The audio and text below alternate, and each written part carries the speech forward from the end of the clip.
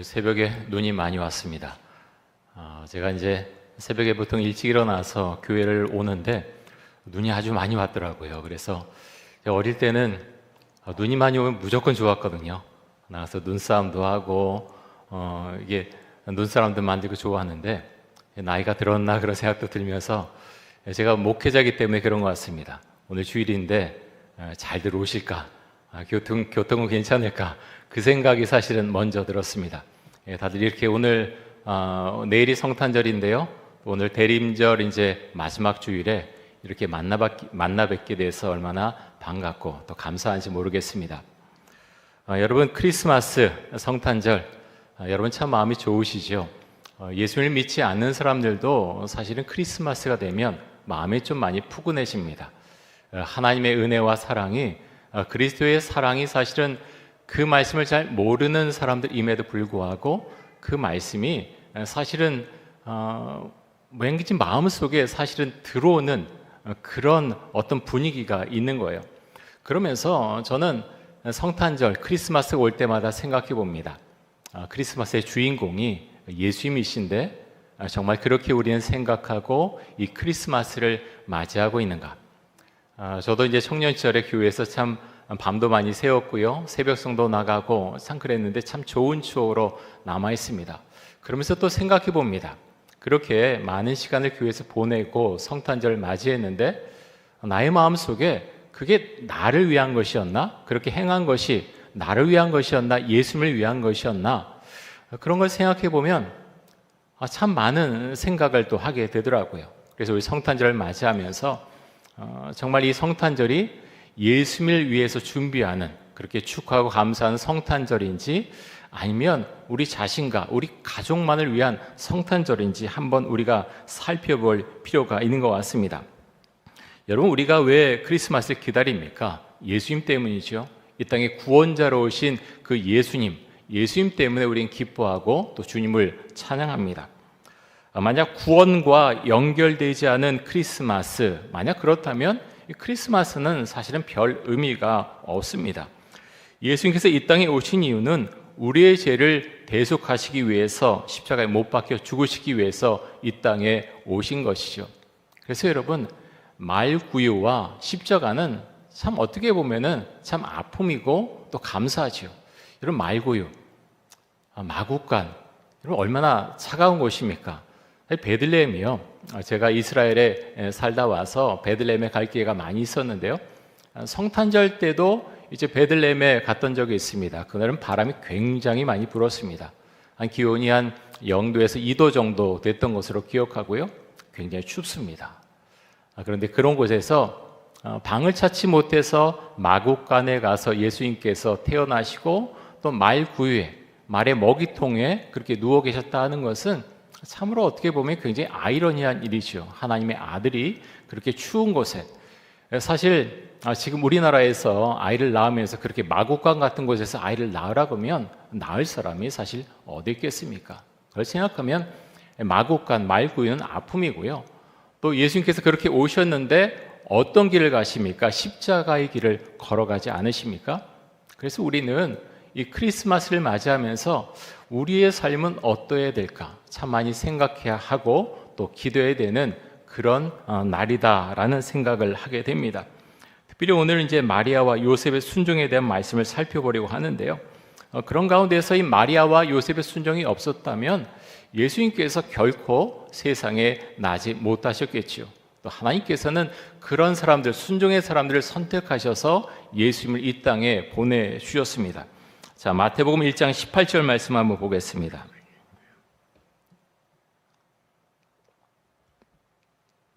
예수 그리스도의 나심은 이러하니라. 그의 어머니 마리아가 요셉과 약혼하고 동거하기 전에 성령으로 잉태된 것이 나타났더니, 자, 약혼이라고 이렇게 쓰여 있지만 사실 정혼과 똑같죠. 이 시대, 지금 이 시대는 약혼 별로 안 하는 것 같아요. 저는 이전에 약혼을 했었는데요. 근데 그런 약혼과 지금 성경에 나오는 약혼과는 좀 다릅니다. 지금 이 당시에 마리아가 요셉이 약혼을 했는데 유대인들의 약혼 기간은 보통 한 1년 정도 되었고요. 사실 법적으로는 부부나 마찬가지입니다. 그래서 사람들은 같이 두 사람이 살진 않았지만 이 두 사람을 부부로 생각을 했죠.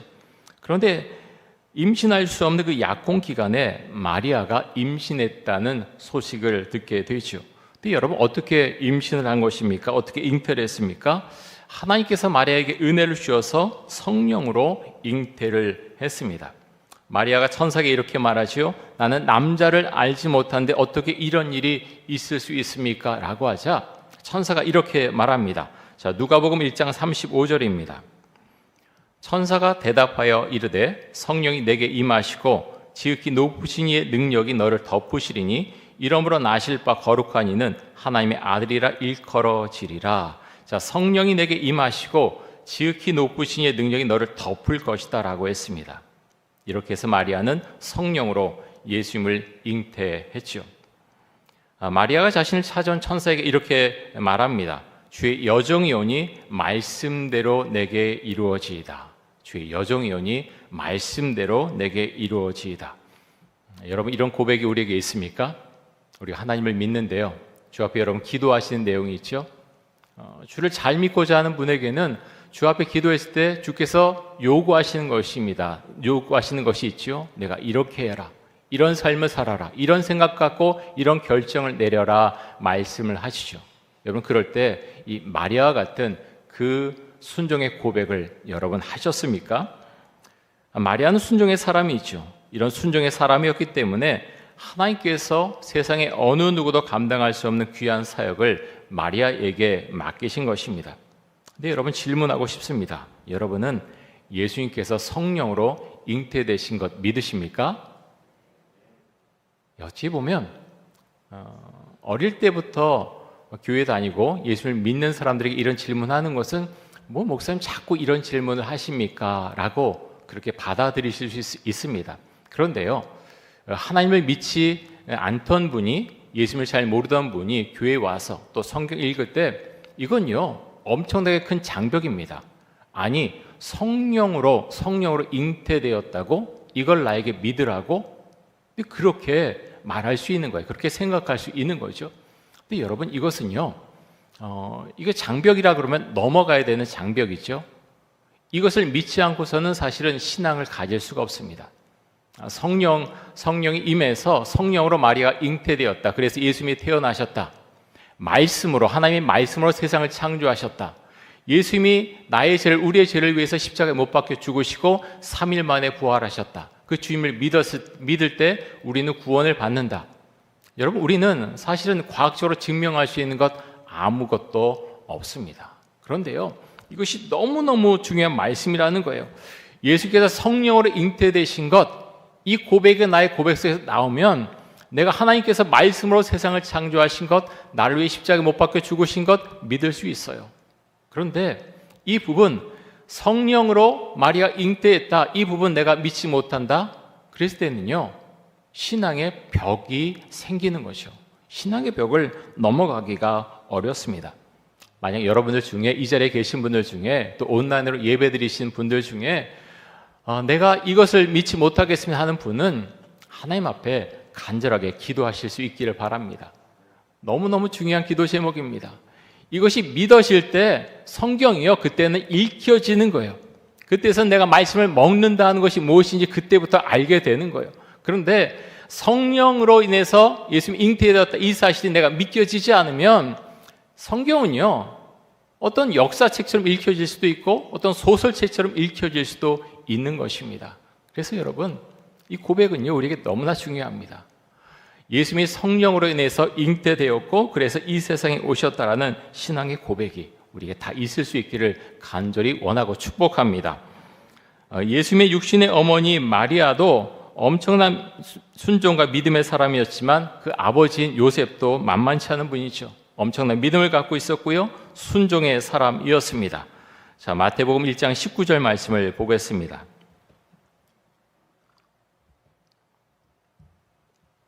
그의 남편 요셉은 의로운 사람이라 그를 드러내지 아니하고 가만히 끊고자 하여. 여러분, 의로운 사람이 어떤 사람입니까? 성경에서 말하는 의로운 사람은요, 하나님과의 관계가 괜찮은 사람입니다. 아주 좋은 사람이죠. 또 하나는 그 신앙이 있기 때문에 옳고 그름이 아주 분명한 사람이죠. 난 옳은 길을 갈 거야. 나에게 해가 되더라도 좋지 않은 일이 생길지라도 난 옳은 길을 간다. 주께서 원하시는 길을 간다. 그런 사람이 의로운 사람이라고 말할 수가 있겠죠.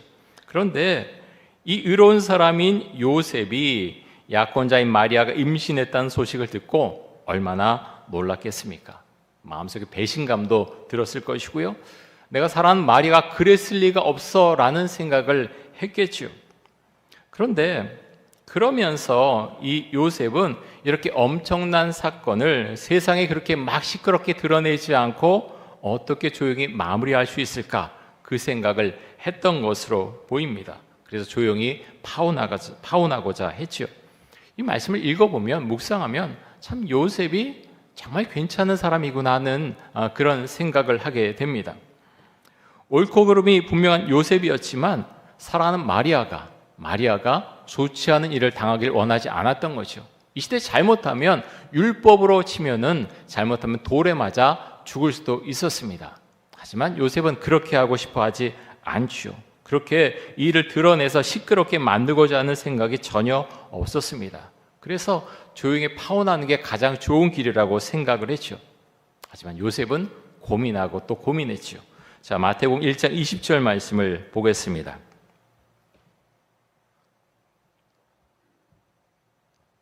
이 일을 생각할 때 주의 사자가 현몽하여 이르되 다윗의 자손 요셉아 내 아내 마리아 데려오기를 무서워하지 말라. 그에게 잉태된 자는 성령으로 된 것이라. 자, 요셉은요 이 일을 생각했습니다. 여러분 잠깐만 생각했겠습니까? 얼마나 고민했겠습니까? 이 엄청난 일이거든요. 내가 사랑하는 약혼자 마리아가 지금 임신을 했는데 이 일을 어떻게 처리할 것인가 고민하고 또 고민했겠죠. 이렇게 고민하고 기도할 때 주의 사자가 요셉에게 나타났다고 하는 것입니다. 그래서 뭐라고 말씀합니까? 내 안에 마리아 데려오기를 무서워하지 말라. 그에게 잉태된 자는 성령으로 된 것이라고 그렇게 천사는 말씀을 전해 줍니다. 여러분 요셉은요 옳고 그름이 분명한 사람이었지만 우리가 꼭 기억해야 될 것은 마리아가 잉태한 이 사건에 대해서는 자신의 옳고 그름으로 판단하고 행동하지 않았다고 하는 것입니다. 주의 사자가 나타나서 주의 말씀을 전해 주었을 때 그 말씀을 받아들였다는 거예요. 상식적이지 않지요? 자신의 어떤 과학적인 사고로 도저히 이렇게 생각을 할 수도 없지요. 그러함에도 불구하고 요셉은요 마리아도 그렇지만 주께서 말씀하실 때 이 말씀을 받아들였다고 하는 것입니다. 그리고 행동까지 나아가게 되는 것이죠. 사랑하는 성도 여러분, 우리 세상을 살다 보면 내 마음대로 되지 않는 일이 참 많습니다. 사람을 만나는 일도, 관계를 맺는 일도, 때로는 병이 올 수도 있고요, 교통사고를 당할 수도 있고, 또 수많은 어려움이 찾아오게 되죠. 자녀의 문제도 생기고, 배우자의 문제도 생기고, 재정의 문제도 생기고, 수많은 일들이 내가 원하지 않는데, 정말 원하지 않는데 그런 일들이 우리의 삶에 나타날 때가 있습니다. 여러분 그럴 때 어떻게 해야 되겠습니까? 요셉을 보면서 너무 급하게 판단하고 결정하면 안 된다라는 생각을 하게 됩니다. 요셉은요 참 옳은 사람이었어요. 너무나 옳은 사람, 정말 올곧은 사람, 신앙 안에 있는 사람. 그래서 믿음 안에서 내가 생각하는 그 범위에서 결정하고 해나가야 되겠다 생각을 했죠. 그런데 하나님께서 말씀하셨을 때 그는 마음을 바꿉니다. 자기가 원하던 그런 것이 아니었지만 주께서 말씀하셨기 때문에 그 생각을 바꾸게 되죠. 여러분 우리가 어려운 일을 당했을 때 정말 오늘 말씀에 나온 것처럼 무서워할 수 있습니다. 두려워할 수 있어요. 여러분 그럴 때 우리가 주 앞에 나가서 기도해야 되겠죠. 기도할 때 주님께서 내가 생각하고 내가 결정한 것과는 다르게 우리에게 말씀하실 수 있습니다. 우리에게 이것이 너무나 중요합니다. 어려운 일을 당했을 때 갑자기 모든 것이 멈춰지고 머리가 하얘져서 세상 사람이 하는 일반적인 상식적으로 따라가는 것, 때론 것이 맞을 수도 있지만 전혀 아닐 수도 있다고 하는 것입니다. 그래서 여러분 우리는 어려운 순간이 닥쳐왔을 때 주 앞에 엎드려 기도해야 됩니다. 간절히 기도하고 또 그 말씀을 가지고 생각하고 또 기도해야 되겠죠. 그렇게 주님께 말씀을 듣고서 문제와 상황 가운데 매몰되는 것이 아니라 주님, 이 가운데서 제가 어떻게 해야 되겠습니까? 주 앞에 기도하고 해답을 찾아 나갈 수 있어야 되겠습니다. 자, 마태복음 1장 21절 말씀을 보겠습니다. 우리 말씀 같이 한번 읽겠습니다. 아들을 낳으리니 이름을 예수라 하라. 이는 그가 자기 백성을 그들의 죄에서 구원할 자이심이라 하니라. 아멘. 자, 예수라고 하는 이름의 뜻, 예수라고 하는 이름의 뜻은요, 여호와는 구원이시다, 하나님은 구원이시다라는 의미를 갖고 있습니다. 자, 예수라고 하는 의미가 어떤 의미라고요? 이름이 여호와는 구원이시다, 여호와는 구원이시다. 이름이 굉장히 중요합니다. 굉장히 중요합니다. 예수라는 이름, 이 이름을 갖고 예수님께서 태어나신 것이죠. 예수님께서 이 땅에 오신 목적이 무엇입니까? 사람들을 구원하시기 위해서 이 땅에 오시지 않습니까? 그래서 이름이요, 여호와는 구원이시다, 이런 이름을 가지고 이 땅에 오신 것입니다. 그래서 우리가 믿음을 고백할 때, 특별히 크리스마스를 맞은 이때 예수님 왜 이곳에 오셨습니까? 우리는 물을 수 있고 지금 이 땅에 오신 것을 십자가에 성취하셨는데 그 믿음을 가지고 제가 살아가겠습니다 하는 신앙의 고백이 우리에게는 정말로 중요할 것입니다. 자, 이어서 22절과 23절 말씀을 봅니다. 이 모든 일이 된 것은 주께서 선지자로 하신 말씀을 이루려 하심이니 이르시되 보라, 처녀가 잉태하여 아들을 낳을 것이요 그의 이름은 임마누엘이라 하리라 하셨으니 이를 번역한즉 하나님이 우리와 함께 계시다 함이라. 자, 마태복음의 저자인 마태는요, 일이 갑자기 일어난 것이 아니다라는 것을 지금 말하고 있죠. 구약에서부터 이미 여러 번 말씀한 그 일이 지금 일어났다라는 것을 지금 강조하고 있습니다. 여러분, 구약 성경 어디에 이런 예시의 말씀이 있습니까? 대표적인 것이 이사야 7장 14절이죠. 자, 이사야 7장 14절에 보면 이렇게 말씀합니다. 그러므로 주께서 친히 징조를 너에게 주실 것이라. 보라, 처녀가 잉태하여 아들을 낳을 것이요 그의 이름을 임마누엘이라 하리라. 자, 마태는 마태복음 7장 14절을 인용해서 지금 예수님께서 이 땅에 오시는 것은 이미 하나님께서 준비하시고 예비하신 것이다, 이것을 설명을 하고 있습니다. 여러분, 임마누엘이 어떤 뜻이요? 하나님이 우리와 함께 하신다라는 뜻이요. 엘은, 성경에 나타난 엘은 하나님입니다. 하나님, 그 하나님과 하나님께서 우리와 함께 하신다라는 뜻을 임마누엘이 갖고 있죠. 자, 선사의 설명을 들은 요셉이 어떻게 반응합니까? 자, 24절과 25절 말씀을 보겠습니다. 자, 순종이라는 의미에서 봤을 때 이 말씀 굉장히 중요한 말씀인데요. 우리 같이 한번 읽겠습니다. 요셉이 잠에서 깨어 일어나 주의 사자의 분부대로 행하여 그의 아내를 데려왔으나 아들을 낳기까지 동침하지 아니하더니 낳음의 이름을 예수라 하니라. 아멘. 자, 요셉은 자신의 생각을 앞세우지 않지요. 내세우지 않습니다. 옳고 그름이 분명한 사람이었지만 이때는 다 덮어두는 거예요. 왜 그렇습니까?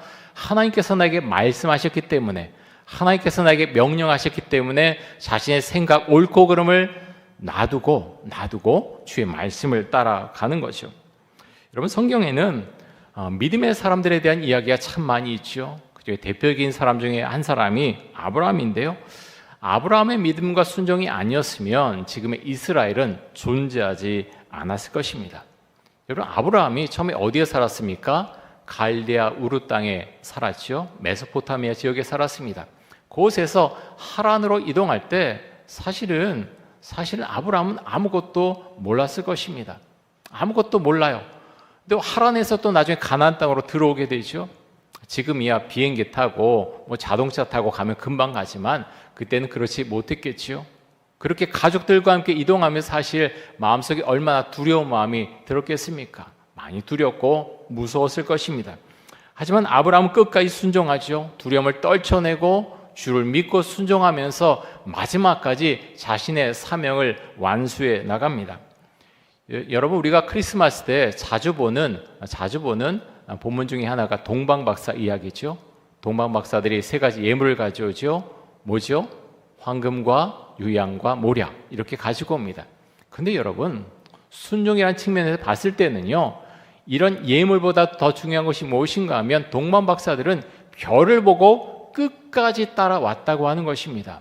여러분, 그것이 쉬웠겠습니까? 그 지역이 정확히 이 사람들이 어디서 왔는지 모릅니다. 지금 이라크 땅에서 왔는지 사우디아라비아에서 왔는지 정확히 알 수가 없지요.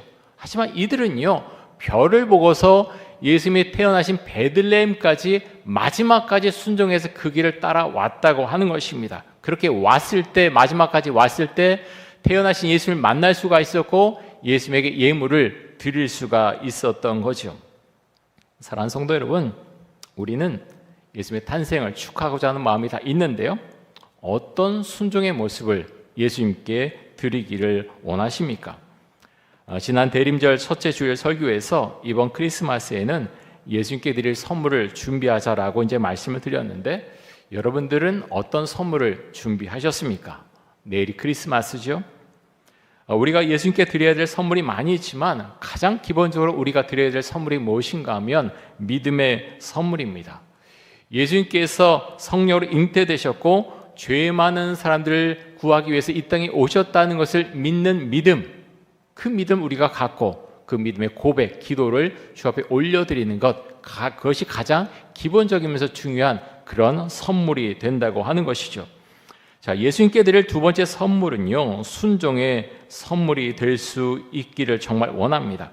마리아와 요셉이 하나님의 말씀을 듣고 순종했던 것처럼 하나님께서 우리가 기도할 때 우리에게 말씀하신 어떤 것이 있을 수 있어요. 여러분, 그것에 대해서 우리가 순종할 수 있기를 원합니다. 참 이상한 것은요, 내가 그렇게 주 앞에 엎드려 기도했을 때 하나님께서 내가 까맣게 잊고 있었던 어떤 것을 생각나게 하실 수 있어요. 그럴 때 내가, 주님, 제가 잊고 있었습니다. 죄송합니다. 주께서 나에게 말씀하신 것 제가 따라가겠습니다. 헌신을 다짐하고 순종을 다짐하는 그런 기도, 그것이 너무나 큰 크리스마스, 주님께 드리는 크리스마스 선물이 될 수 있다고 하는 것입니다. 여러분, 성탄절은 나누는 그런 아주 중요한 날이죠. 어려운 분들 많이 기억하시고요. 우리가 참 사랑의 선물 박스, 30박스지만 작은 것을 나눴습니다. 그렇게 하는 이유는 그것이 작은 것이지만 그것을 받는 분들이 큰 위로가 되기 때문이고 큰 힘이 되기 때문에 그렇게 하는 것이요. 저는 이 성탄절 이런 절기를 맞이할 때마다 노숙자들도 생각나고 좀 평소에 어떻게 하지 못하는 많은 분들 사실 많이 생각이 납니다.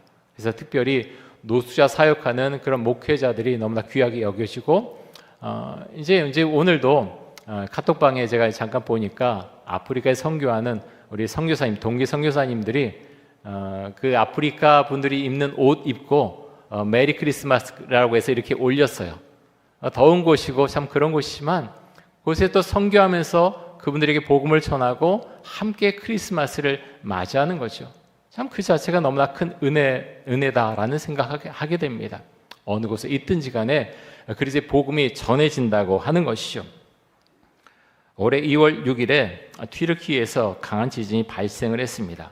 정말 많은 사람들이 죽고 다쳤고 삶의 터전을 이뤘죠. 그 중에 한 곳이 말라티아라고 하는 곳인데요. 얼마 전에 우리 교회가 속해 있는 예장통합총회에서 이곳에 컨테이너 주거지 202개 동을 지원해서 얼마 전에 완공을 했습니다. 200가정이 입주를 했고요. 두 곳에는 관리인들이 거주를 한다고 합니다. 이 말라티아 시는 약 80만 명이 살고 있는 도시인데요. 이번 지진으로 인해서 20만 명가량이 삶의 터전을 잃었다고 합니다. 여러분, 이런 기사를 볼 때 우리의 마음은 어떻습니까? 너무나 먼 곳이죠. 우리 눈으로 확인할 수가 없습니다. 20만 명이 삶의 터전, 집이 다 무너져 버린 거예요. 지금도 전쟁이 일어나고 있는 이스라엘의 가자지구도 있고요. 또 우크라이나도 있죠. 어찌 보면 우리와 상관없다, 그렇게 생각할 수도 있습니다. 하지만 여러분, 그렇지 않죠. 언제라도 우리에도 그런 일들이 일어날 수 있습니다. 다른 사람을 위로해주고 또 그분들과 함께하는 어떤 작은 일, 그 일에 우리가 참여할 수 있기 원하고 또 기도할 수 있기를 원합니다. 여러분, 이번 성탄절에 어떤 선물을 예수님에게 드리기를 원하십니까? 마음속에 정하시고 그렇게 준비를 하셨습니까? 주 앞에 드릴 수 있기 원하고요. 가장 먼저는 기도해야 된다는 거예요. 그리고 생각해야 됩니다.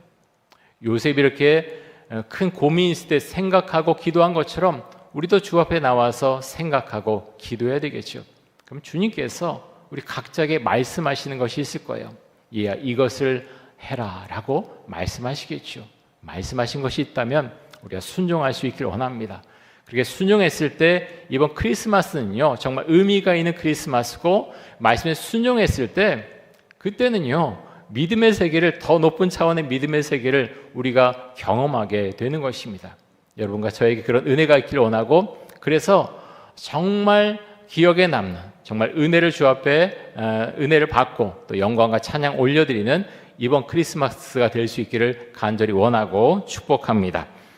예, 우리 함께 기도하겠습니다. 이 시간 기도할 때 하나님, 이번 성탄절에 예수님께 믿음을 고백하며 또 순종의 선물을 드리게 하여 주옵소서. 나를 위한 성탄절이 아닌 예수님을 위한 성탄절을 보내게 하여 주옵소서. 우리 함께 통성으로 기도하겠습니다. 사랑해 주님, 감사합니다.